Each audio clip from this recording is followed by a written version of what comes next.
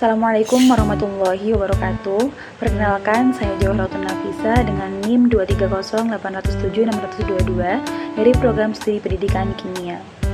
Pada kesempatan kali ini, saya akan mempresentasikan mini project saya yang berjudul Potensi Daun Kelor sebagai sumber flavonoid, fenolik, desain ekstraksi etanol 70%, dan bioesai antioksidan anti-diabetes berbasis literatur.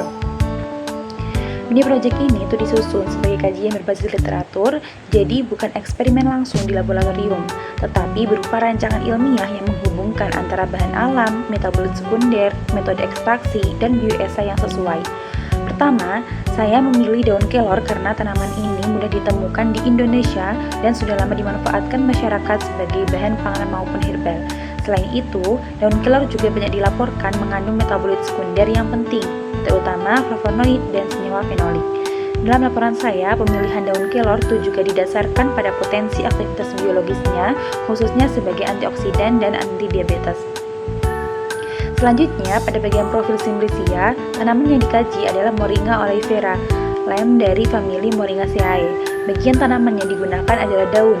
Daun itu dipilih karena memiliki organ tanaman yang aktif dalam proses fotosintesis dan metabolisme. Pada bagian daun, tanaman juga banyak membentuk senyawa metabolit sekunder sebagai bentuk perlindungan terhadap cahaya berlebih, patogen, herbivora, dan tekanan lingkungan. Kemudian, metabolit sekunder utama yang saya fokuskan adalah flavonoid dan juga fenolik. Contoh flavonoid yang banyak dikaitkan dengan daun kelor adalah quercetin dan juga kaempferol, yang termasuk golongan flavonol.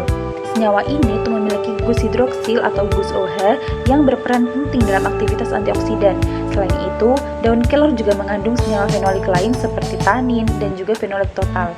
Senyawa-senyawa ini penting karena dapat mendonorkan hidrogen atau elektron untuk menetralkan radikal bebas.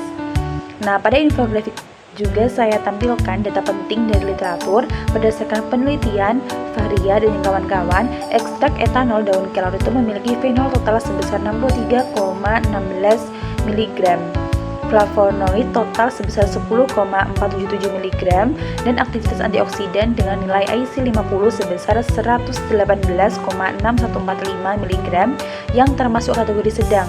Data ini tuh menunjukkan bahwa daun kelor memang memiliki kandungan senyawa aktif yang mendukung potensinya sebagai antioksidan. Nah, berikutnya adalah jalur biosintesis flavonoid fenolik. Secara sederhana, jalurnya itu dimulai dari fenilalanin, kemudian berubah menjadi asam sinamat, lalu menjadi pekumaril CoA, kemudian membentuk kalkon, flavanon, dan akhirnya menghasilkan berbagai turunan flavonoid seperti flavonol. Dari jalur inilah dapat terbentuk senyawa seperti quercetin dan juga kaempferol.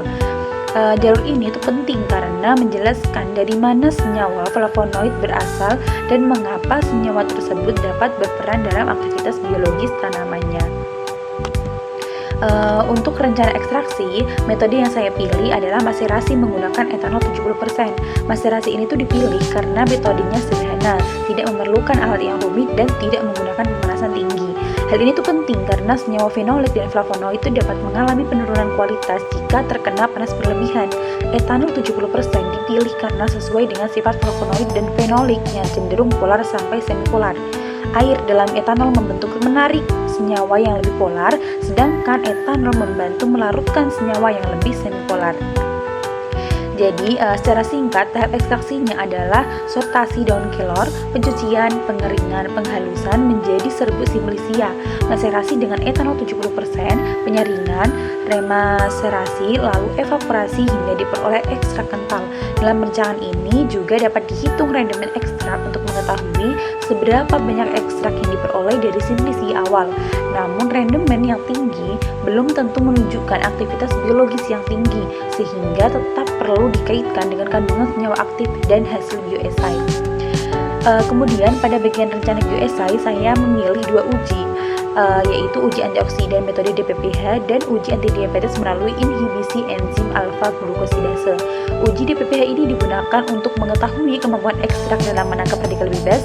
DPPH merupakan radikal bebas stabil berwarna ungu. Jika bereaksi dengan antioksidan, warna ungu tersebut itu akan memudar karena DPPH itu mengalami reduksi. Pengukurannya itu dilakukan menggunakan spektrofotometer UV vis pada panjang gelombang sekitar 517 nanometer. Parameter yang digunakan adalah persen inhibisi dan IC50. Semakin kecil nilai IC50, maka semakin kuat aktivitas antioksidannya. Kemudian uji yang kedua itu adalah uji inhibisi alfa glukosidase.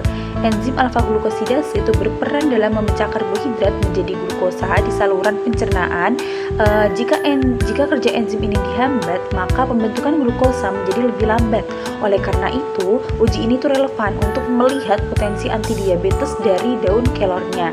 Dalam uji ini, substrat yang umum itu juga digunakan adalah PNPG. Jika enzim bekerja, substrat akan menghasilkan produk berwarna kuning. Namun jika ekstrak menghambat enzim, maka produk yang terbentuk lebih sedikit dan absorbansi menjadi lebih rendah.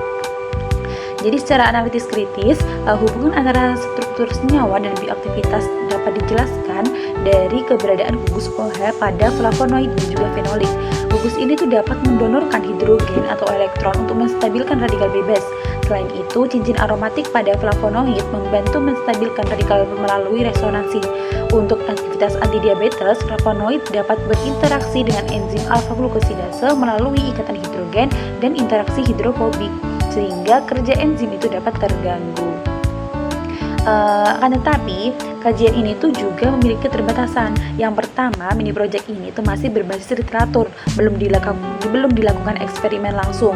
Yang kedua, kadar metabolit sekunder pada daun kelor itu dapat berbeda-beda tergantung lokasi tumbuh, umur tanaman, cara pengeringan, jenis pelarut, dan lama ekstraksi. Yang ketiga, uji di PPH dan alfa glukosidase masih bersifat in vitro, sehingga hasilnya itu belum tentu sama dengan aktivitas di dalam tubuh. Karena itu, penelitian lanjutan seperti uji toksisitas, uji in vivo, in vitro, dan uji klinis itu tetap diperlukan. Jadi, kesimpulan dari mini project ini adalah bahwa daun kelor itu berpotensi sebagai sumber flavonoid dan fenolik yang memiliki aktivitas antioksidan dan antidiabetes.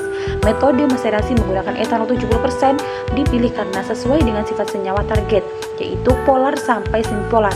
Bioessay yang relevan adalah uji DPPH untuk antioksidan dan uji inhibisi alfa glukosidase untuk antidiabetes secara keseluruhan. Jadi hubungan antara struktur senyawa, sifat pelarut, metode ekstraksi, dan bioessay itu menunjukkan bahwa daun kelor itu layak dikaji lebih lanjut sebagai bahan alam terestrial yang berpotensi bioaktif. Demikian presentasi dari saya. Mohon maaf apabila masih terdapat kekurangan. Kurang lebihnya mohon maaf. Assalamualaikum warahmatullahi wabarakatuh.